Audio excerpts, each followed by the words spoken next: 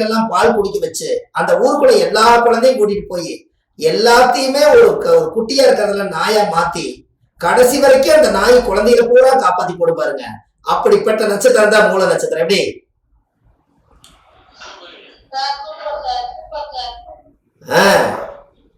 அப்போ அப்படி திருவாதிரை ஆண் நாய்ங்க,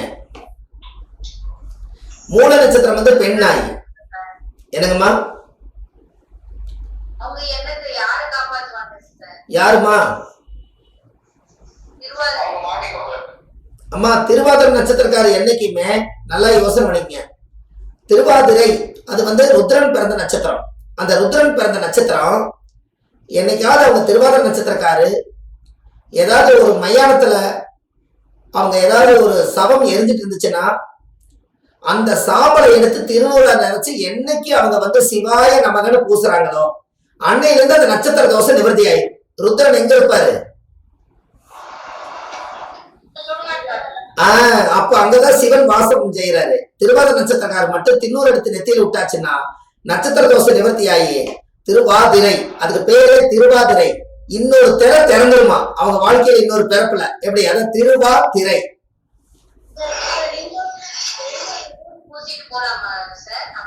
ஆமா, தின்னூறு மயான தின்னூறு பூசணும். அதுக்கு தகுமா காசி போனீங்கன்னா தின்னூறு பூசி விட்டா என்ன பூசி விடுறாங்க? மயானத்துல எரியக்கூடிய நம்ம மனிதர்கள் வாழ்ந்த சாம்பலை தானே பூசி விடுறாங்க.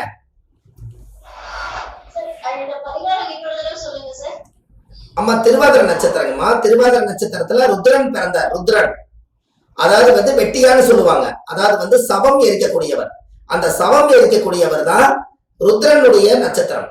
அப்போ நம்ம அந்த சவம் எரியக்கூடிய இடத்துல நாம சாம்பலை எடுத்து அஸ்தி கொண்டு போய் கரைக்கும் போது ஒரு அஸ்தியில இருந்து ஒரு சின்ன சாம்பல் எடுத்து நெத்தியில வச்சீங்கன்னா அந்த மயான சிவன் உங்களை ஆசீர்வாதம் பண்ணுனா திருவாதிரை நட்சத்திரக்காருக்கு நட்சத்திர தோஷம் நிவர்த்தி ஆகும். அது ஒண்ணும் பயப்படாதீங்க, அது சிவனுடைய பிரசாதம் தான்.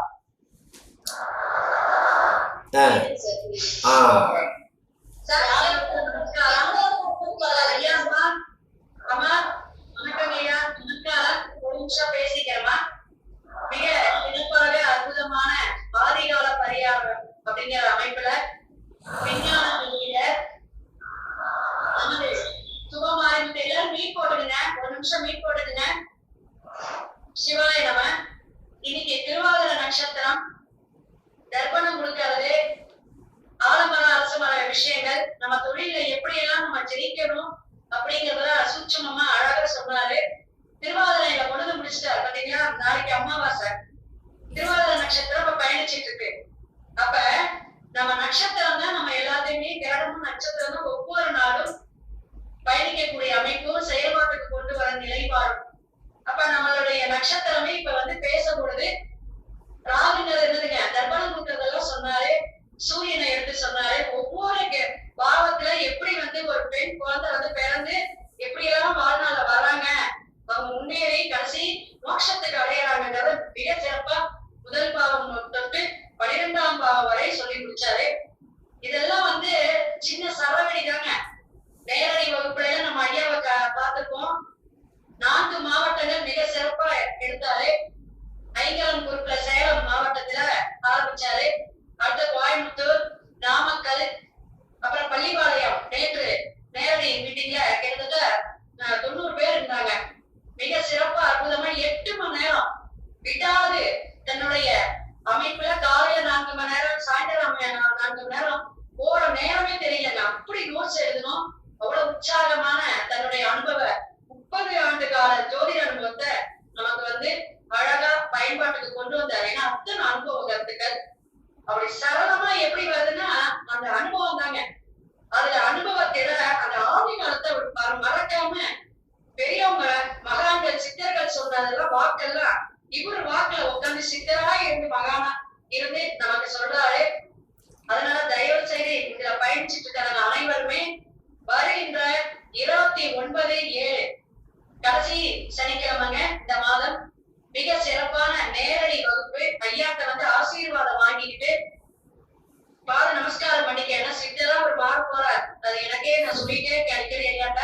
ஏன்னா வள்ளுவர் வாக்கு, அவருடைய ஒவ்வொரு வாக்குலையும் அப்படி சரஸ்வதி தாண்டவம் மாறுது. ரொம்ப அனுகிரகம் வாங்கிட்டு மக்களுடைய ஆசீர்வாதம் வாங்கிட்டு வராரு. ஒவ்வொரு மாவட்டத்திலும் சிறப்பா இருக்காரு. அடுத்த அடுத்த மாதம் வந்து மதுரையில ஏற்பாடு பண்ணலாம் இருக்கும் அவருக்கு நேரடி வகுப்பு. அதுக்கு அடுத்து திருச்சியில, இது போல ஒவ்வொரு மாவட்டமும் தமிழ்நாடு முழுவதுமே அவர் கொண்டு போகணும்.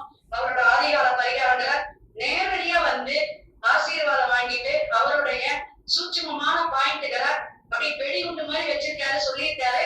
51 பரிகாரங்கள் அழகா வாங்கிக்கிங்க, வெறும் குறைந்த கட்டணத்தில்.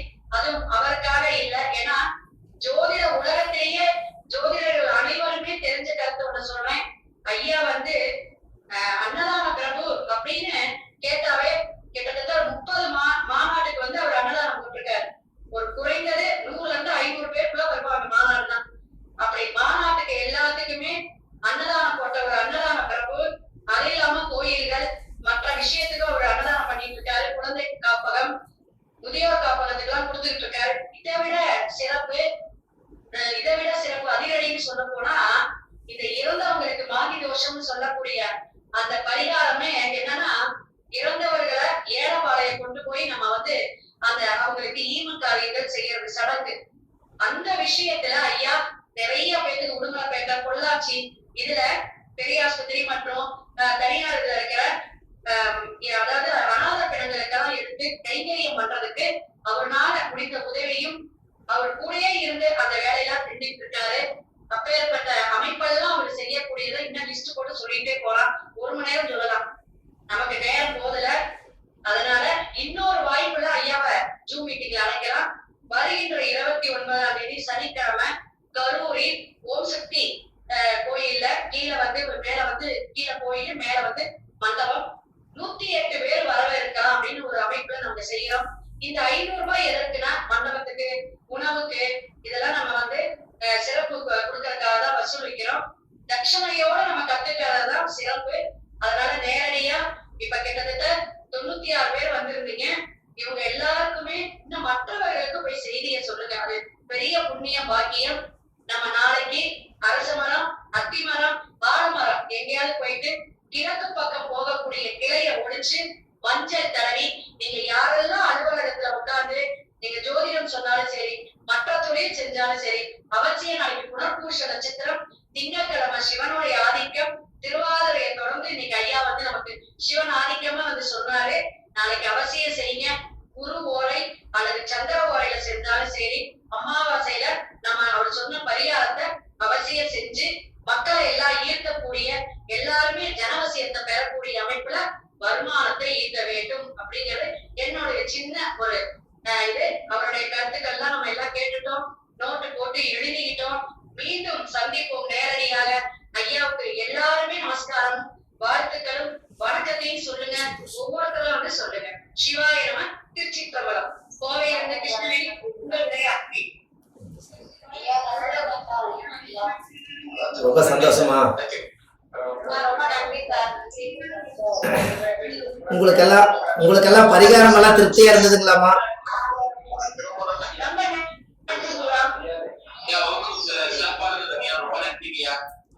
ரொம்ப நன்றி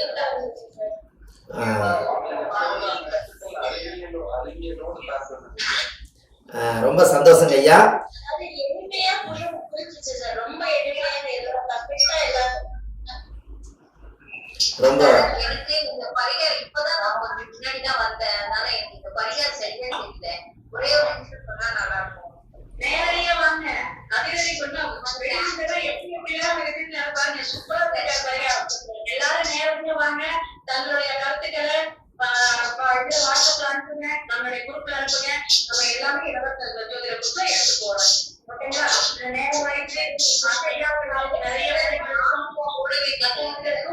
நன்றிங்க. வந்து கலந்து கொள்ள அனைத்து ஜோதிட சொந்தங்களுக்கு நன்றி. வாழ்க வளமுடன். ரொம்ப சந்தோஷங்க ஐயா. உங்களை எல்லாம் மனசார நான் வாழ்த்துறேன்.